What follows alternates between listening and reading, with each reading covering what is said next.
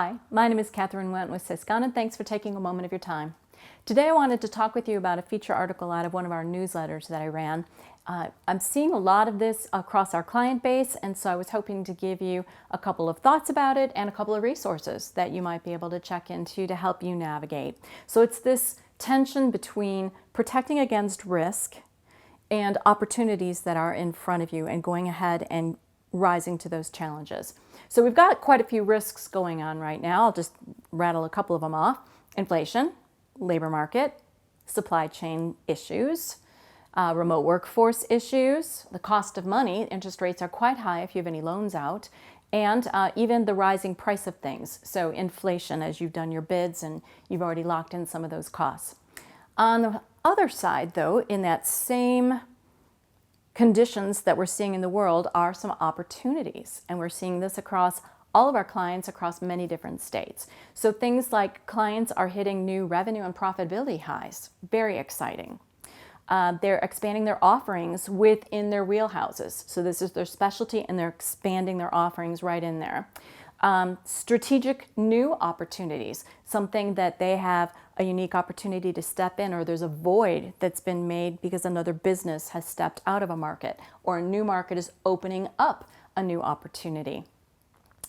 Strong balance sheets due to good leadership and management. How do you put that money to work? How do you take care of that money and be a good steward? And then tapping those high interest rates on funds that you do have that you could be taking advantage of that. So one of the cycles we've seen in just the last 15 years, but even longer than that, is our clients would buy hardware and software. Then as the markets changed, as the environment changed for business, they would transfer those funds to more of a maintenance, taking care of the things that they have. They weren't buying as many new things. Then as the market changes yet again, they're investing in hardware and software to become efficient again and be ready for the next cycle. We see this all the time.